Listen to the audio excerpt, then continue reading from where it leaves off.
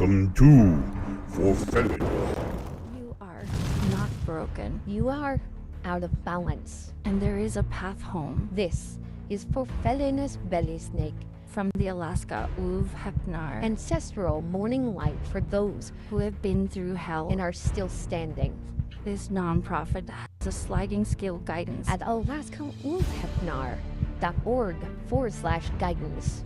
Fournseven-poster belysning begins now.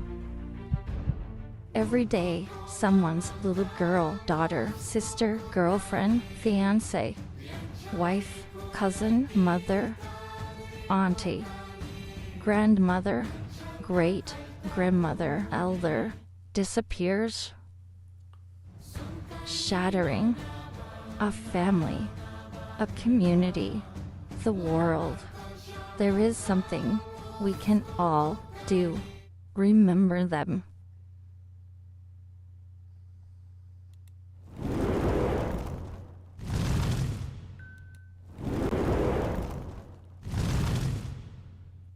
Good Morgan. Happy Thursday to you. Thank you so much for joining us this morning. This morning, I've kind of veered off a little, and I want to talk about the strength of your mind. Many people seem to forget the little things that bring control, that bring energy, that bring power back into the mind. So today, I want to talk about the strength of Þórr. Before I get started, as always, I want to give a huge shout out and thank you to all of you who have joined us, as well as those of you who have liked, followed, and subscribed us on whatever platform that you've happened to find us on, whether it be, over there, KWWP Nonprofit Radio, whether it be all of the social medias, but most importantly to our friends and family and clan at newrealitytv.com, a plethora of spiritual perspectives that can offer you something that resonates deep within inside you to help you to achieve that next level of your spiritual journey, which really opens up this whole discussion about our spiritual journey. What does that mean? Well, does it mean I have to show up in this building every Sunday and I have to do the right things and this, that? And no, that's not a spiritual journey. A spiritual journey is not that which we engage in another building. We don't have to go to some place, see some person to achieve our spiritual journey. Our spiritual journey is part of our everyday life. When you think about your interpretation of spirituality as a whole is not something past you. It's something that is already inside. When we are providing a level of relevance, like we are now, when I speak of that path at which I have traveled, of a path that others with whom have spoke to me have traveled, that is relevance. It is experiences that our brain then takes, processes, and puts into the proper places, creating, as you remember, this thing called wisdom, which in turn creates imagination, which in turn starts the cycle all over again. Whenever I think of the god Þórr, I think of a strength, but not a strength as many would classify it, as not as having bulging biceps and a ripped six-pack. That's not what I think of when I think of strength. I think of steadfast. I think of together, lock solid, just the rock at which we could build on. This is really what I consider strength. The timbers that hold the roof, All of these things, these are steadfast, they are strong. When I think of my mind, I think of understanding the methodology and the inner workings of how I think, how I interpret the world that I'm experiencing. This is very important. Why? Because it lets me then have control. I'm not swayed by emotional rushes one way or another. I'm not pushed in directions that I don't want to go or that are not authentic to who I am. I can control it. A lot of people are immediate to surrender. They say, oh no, this environment, this situation, this event has made me this way. No, it hasn't. You've relinquished your control to that event. But the event didn't do anything. 15 people will see that same event, will see that same experience, and yet they will come away with 14 different opinions and interpretations than you do. They will see it differently, and we will wonder why. Why is this? Why? How can they see the same thing I just saw, yet they see something very different than I did? How can they not see it the way I saw it? It was an event. It was life. It was happening. Why do they see it? Well, it comes down to the way we interpret things. There are a bunch of ideas. We've spoken about them before on previous shows, so by all means, please scroll through our YouTube channel or our New Reality channel. But these exercises show us that there are so many variables into interpreting our reality. The first one is your physical form. You're flawed. Nothing to take offense at. Your physical features, your physical body is flawed. It's flawed for a couple of reasons. Good reasons, but reasons nonetheless. When I was a young boy, and I was attending primary school many moons ago, I have a memory of a wonderful woman, patient and kind, and she was teaching our group, our class, the colors. So I must have been in the beginning of primary school. And she was teaching us colors, and I remember a very particular event where the teacher, she looked at me and she said, you need to color this thing red. Well, at the time I didn't have spelling yet nailed down either, so I really didn't know how to read the word red. I stared at this thing. I looked at my crayons.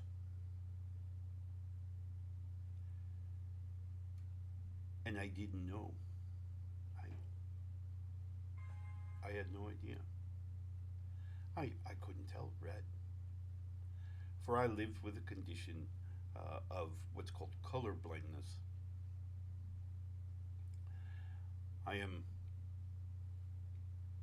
the extreme, right? So there is a condition, a scientific explanation. But what I have come to learn is that it was the gods, it was my ancestors who taught me black and white, and life is a collection of grays. I remember feeling as a failure. I remember the feeling of there was no way I could get this right. I couldn't spell the word red, and I certainly couldn't identify the color of the crayon. And as I went home that night to my mother, and I cried, obviously, because I had felt as a failure, as I couldn't. This was something I could not do. And I spoke to her, and I remember her words. She told me, "You see the world a very different way. You don't see it the way everyone else sees it. And that's okay. That's who you are. Don't let your alignment with their bar, their standards, make you smaller than you are. You're gifted in your own ways." Well, I carried that fear and that feeling for many, many, many years. And then in my later teens, I would enlist in the military. And I would go and join the military. And one of the tests they give you when you're joining the military, well, they did back in the day, was this thing called a color blindness test. Well, the color blindness test is not made for people of my condition. I have a monochromatic view of the world, and this test simply divided green and blues. Well, I could certainly call out the shade differences, and so I was able to pass the test. I remember very clearly the sailor. I was, it was me. I had enlisted in the Marine Corps, and the sailor, the corpsman there, he says, "Well, your color vision is beautiful. You have perfect color vision." And it struck me, he's right. I did have the right color vision. I was perfect vision. But what he also informed me was that because of my color vision, unbeknownst to him, I had amazing vision. I could see details at distances. I could see very far at details. And so I would go through the military as this enhanced vision. I had better vision than like 98% of the people who enlisted. My vision was amazing. I could see things from very far away, and it dawned on me that because color can taint things, can change how we look at things, it can change our interpretation of unique items.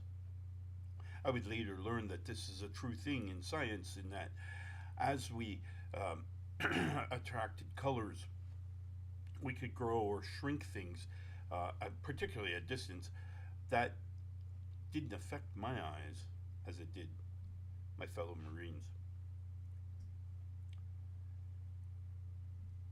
As I've looked back on this experience in my life, there were several things I realized.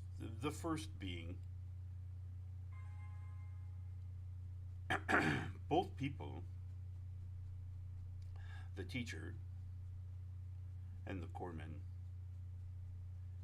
had attempted to influence my mind one direction or another, and they had been successful. The teacher inadvertently, she did mean to, a wonderful woman, by the way, and she didn't mean to offend or manipulate or control, but I had interpreted her words as I was a failure because I couldn't identify the red crayon to color in this drawing. Many years later, the corpsman, whom had recognized that although I didn't see their bar, their standard, their measurement, my vision was different, and that was okay. Now, there have been times throughout my life where I have pitied myself. I have said, oh, I wish I could see this color. I remember my eldest was born at the University of Washington, there in Seattle. I was a young man. I was 24 years old when she was born. And I visited with her, obviously, as they brought her to my wife. And we gazed upon her for the first time. Her little light hair, mussed, dried now, but mussed up, her little face. And my shield maiden looked to me and she said, doesn't she have the most beautiful hair? And the complexion and all of the things. And I remember thinking, but she's gray.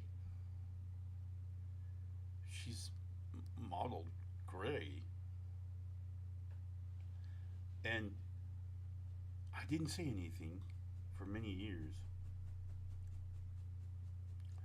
Because by that time in my life, I had gotten good at guessing colors. I could guess them. Shade differences, minute differences is how it felt, whether it was deeper or lighter, whether it was softer or stronger.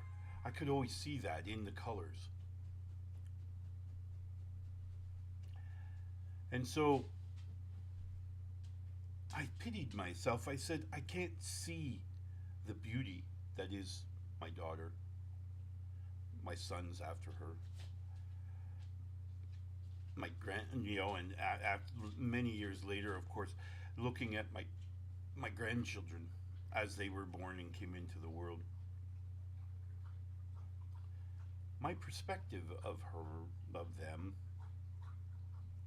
was different. It was different than anyone around me. Did it make mine wrong? No. It made it different. I saw my grandchildren and my children differently than most. I have come to this place in my life now where I have realized that while I may see things differently, in more of a black, white, gray reality that I live in,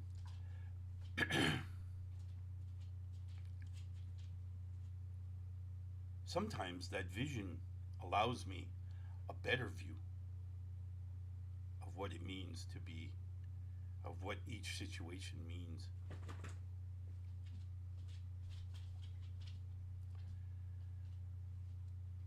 As we think about the strength of Þórr and our spiritual journey along this path, we must always be reminded. Are you okay?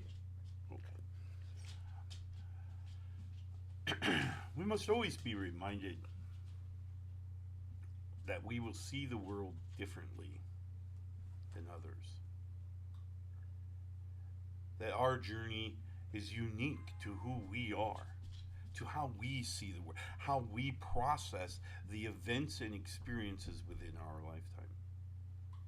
They'll be different. So,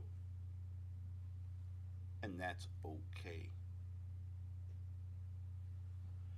Today, we seek the wisdom of the gods. We ask that Þórr himself, grant us wisdom and knowledge through the runes, that we may understand our passage through this lifetime.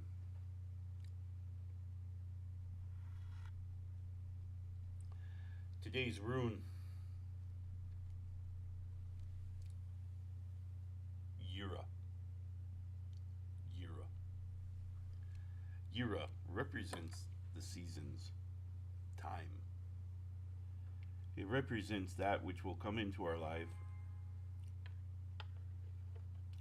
change it, alter it, make it different.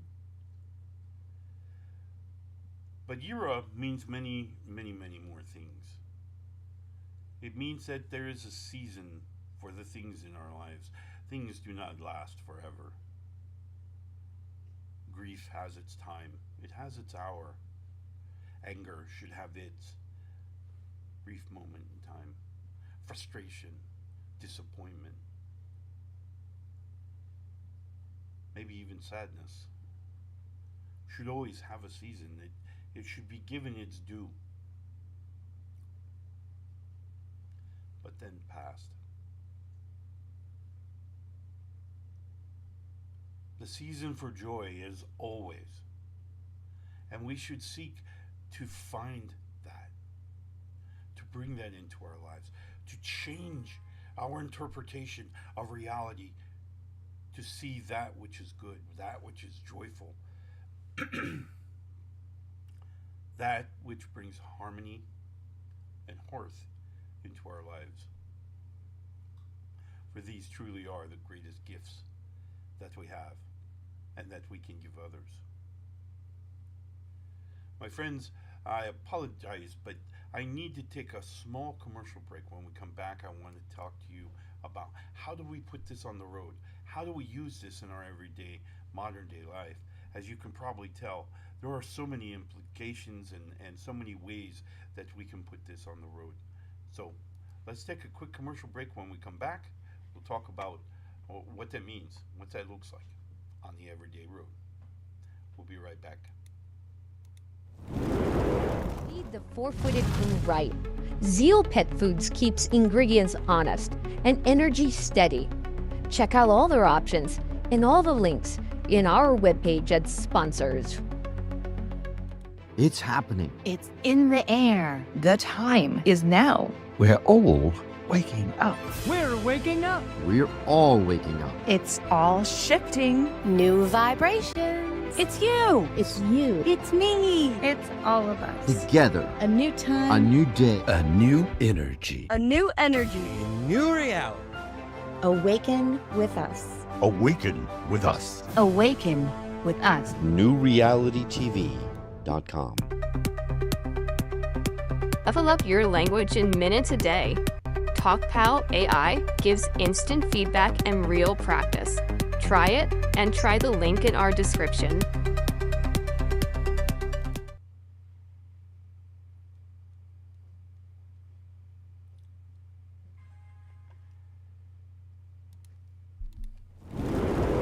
These words are stirring something heavy in you. You don't have to carry it alone. Sliding Scale Spiritual Guidance with sessions outside normal business hours is available through the Alaska Ulfhednar. Visit akulfhednar.org/guidance to book a free discovery session.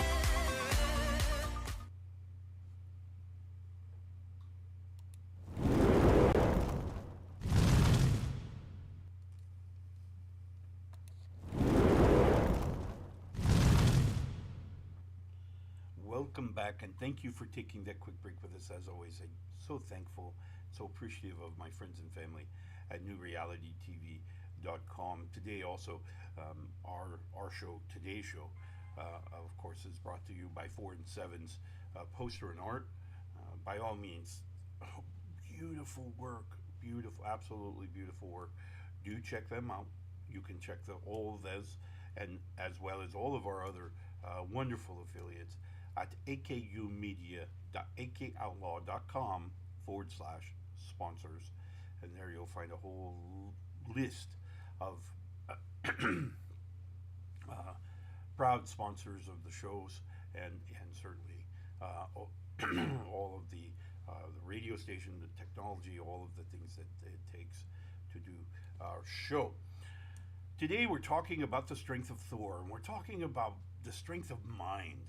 We're talking about being in the driver's seat, being that in charge. And one of the first things, obviously, we need to understand about being in charge, it's not as easy as it looks sometimes. I recognize that because we're always under the impression, always under the influence of this influential energy that is moving around us all the time, whether it be from other physical forms, whether it be from the spiritual, whether it be from the environment itself. There's always energy that is pressing on us, that is requesting alteration. Maybe not change, maybe not total redirection, maybe not a total misinterpretation, but nonetheless, it's influencing us. It's pressing on us and looking to us as to whether this is the alteration we need. Well, that is the first goal that we should seek when we're trying to get our mental health back into a semblance of order. Is we should start evaluating this influential energy. Why is it trying to change us? Why is it trying to alter that which is built within us? Why is something trying to make us feel bad? Well, is it this event that's trying to make us feel bad, or is this event reminding us of another event that occurred in our past that we're still carrying that energy for? So we need to evaluate each influential energy as it comes in. I think, as you know, as we process experiences through our lenses, one of the lenses that these experiences will travel through is called that mood ring. And that mood ring is how we feel. It is our emotional state at any given time. So if we're grumpy, or if we're angry or sad or whatever, we're going to process all of the incoming sensory input through that lens.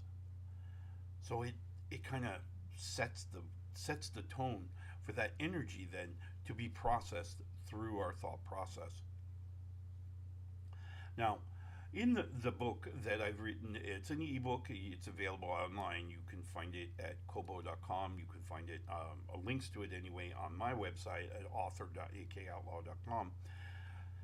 In this book, Rewriting Your Emotional Recipes, we talk about all of these stages of thought, and we say, oh, well, this is going to occur at this point, and this is going to occur at this point. There are 8 stops along every experience we have. Every moment, every fraction of a moment has a whole process that goes with it before it winds up being memory and then ultimately imagination to start the cycle all over again.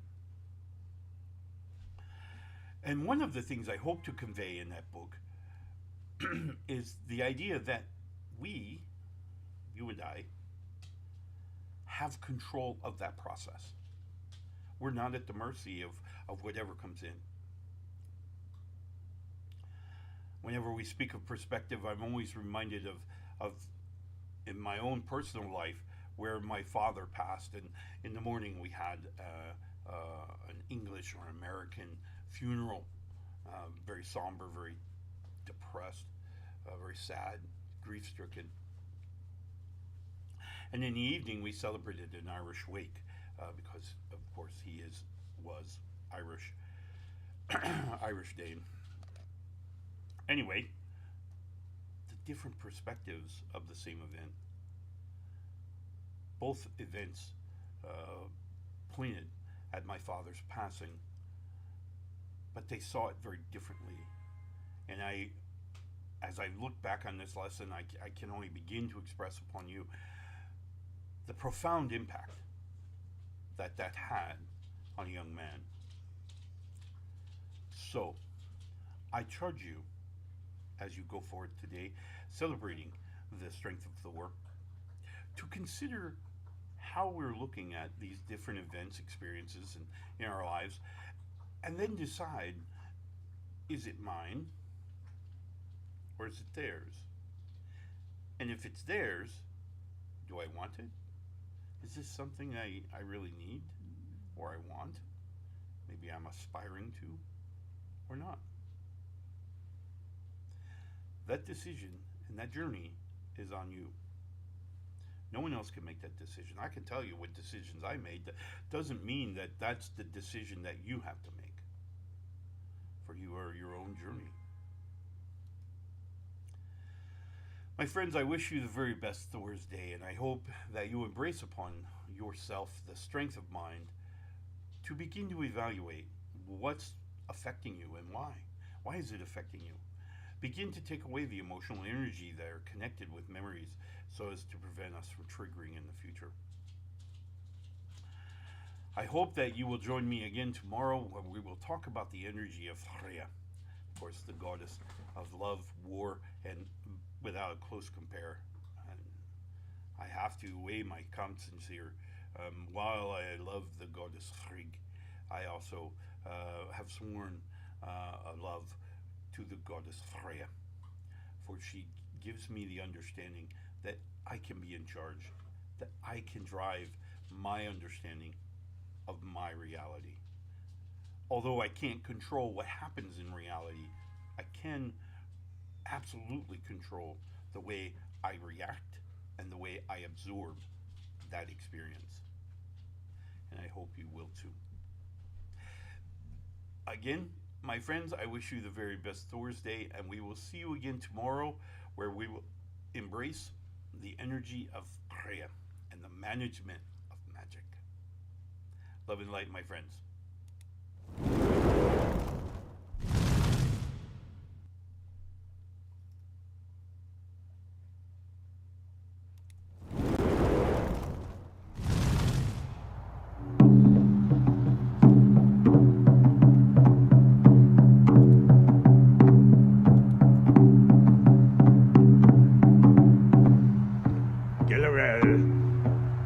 Fulfilling us.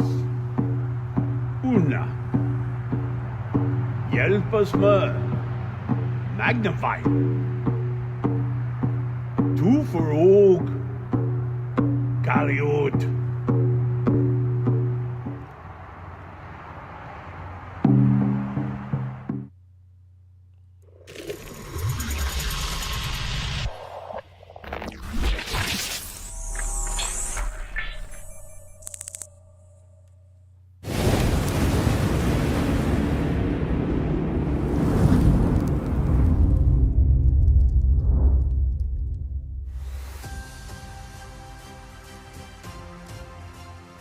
If what we've touched today hits something raw for you, you don't have to carry it alone. We offer a sliding scale spiritual guidance with sessions outside normal business hours. Visit akulfhednar.org/guidance to book a free discovery session.